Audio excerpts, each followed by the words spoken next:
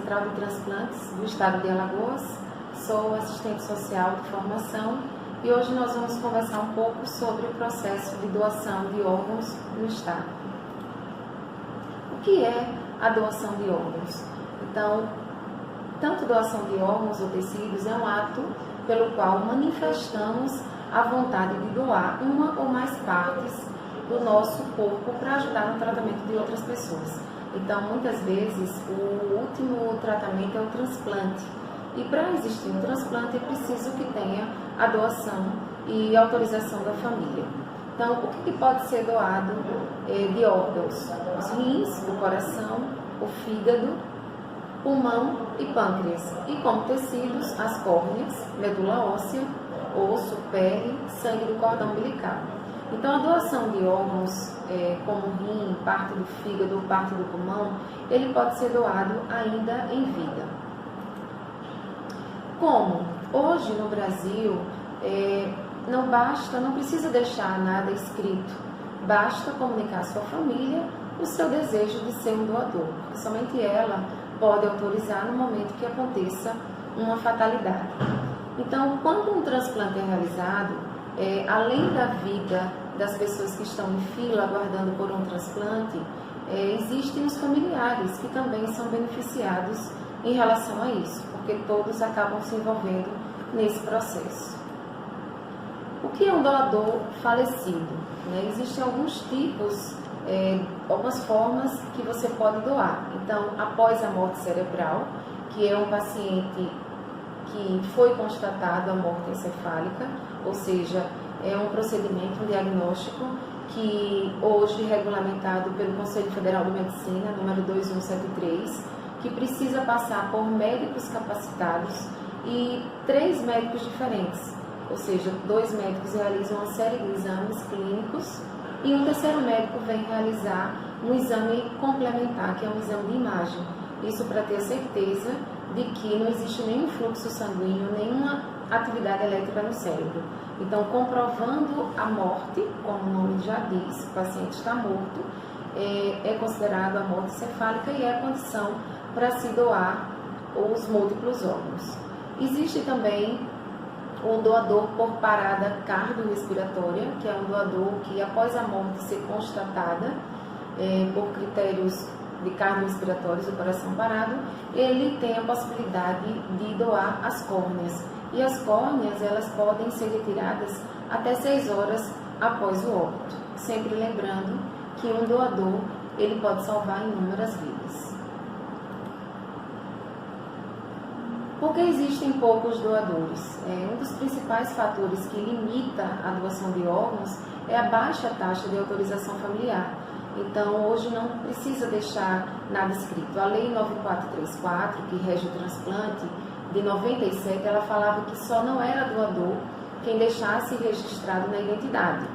Então, essa lei acabou tendo um efeito rebote e as pessoas achavam que, ao entrar no hospital, iriam terminar de morrer para serem retirados órgãos.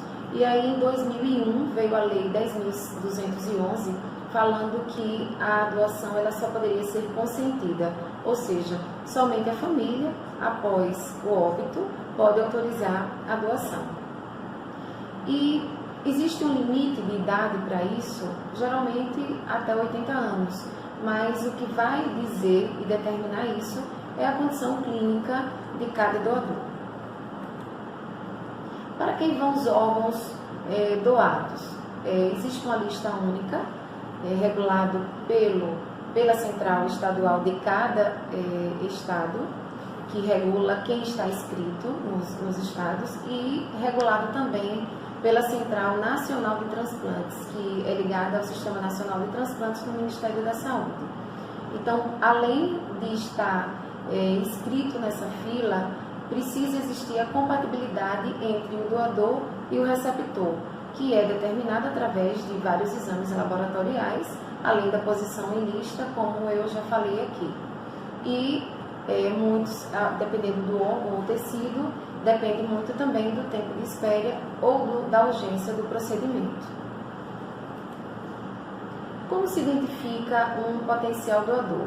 A Central de Transplantes do Estado, ela tem como braços operacionais a Organização de Procura de Órgãos, a OPO, e as comissões intra-hospitalares de doação e transplante, que geralmente tem nos hospitais que tem leitos, que tem mais de 80 leitos, ou que atendem pacientes neurocríticos. Então, essas organizações, essas comissões, elas são responsáveis em fazer toda a busca ativa dentro dos hospitais, nas UTIs, identificando os potenciais doadores e viabilizando o processo de doação. Então, esses braços operacionais, eles são responsáveis por essa parte da busca ativa, identificação e também manutenção do potencial doador. Quando uma pessoa entra em coma, torna-se um potencial doador? Não. É uma dúvida que as pessoas sempre têm. Um paciente em coma, ele está no processo reversível, ou seja, ele está ali, mas ele está vivo, diferente da morte encefálica. Então, como o nome já diz, morte, o paciente está morto.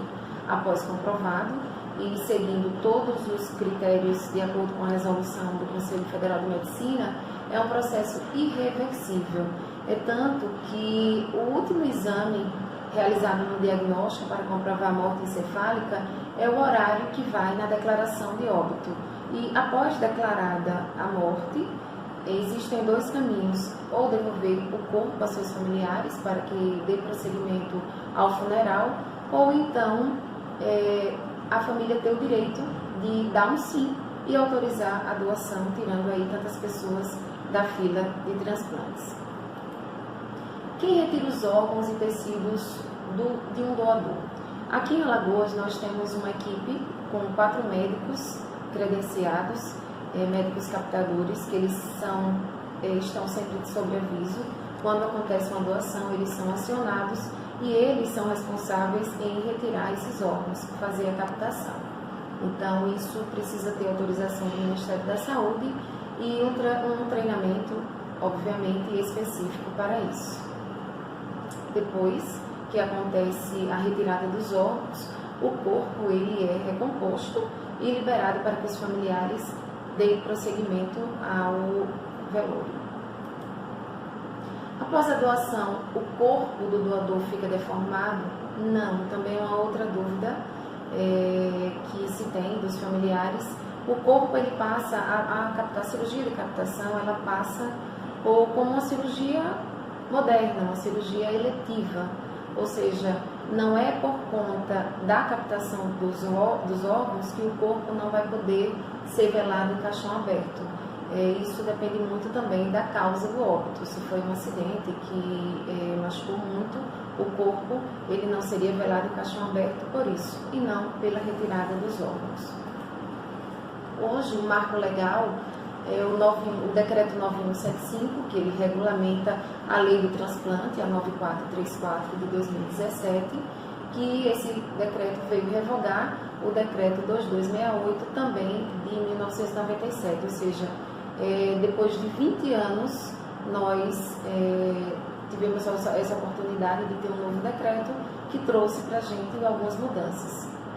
Então, no seu artigo 7º, ele fala que as centrais estaduais de transplantes são as unidades executivas das atividades do Sistema Nacional de Transplantes nos estados e no Distrito Federal, de natureza pública, conforme estabelecido. Então, faz parte das responsabilidades das centrais estaduais coordenar todas as atividades a nível estadual, garantir a equidade na distribuição dos órgãos e dos tecidos, organizar toda a logística de captação e também o acompanhamento da sobrevida destes pacientes que receberam um transplante. A Central de Transplantes, ela é responsável em estar organizando toda uma rede de procura, de doação de órgãos e tecidos. Como eu falei anteriormente, a Organização de Procura de Órgãos e as CIDOTs, que são as comissões intra-hospitalares, é responsável também estar assegurando essa notificação de morte encefálica. Então, no estado, o órgão responsável em receber todas as notificações de uma possível morte encefálica é a Central Estadual de Transplantes, inclusive para estar validando todo esse processo.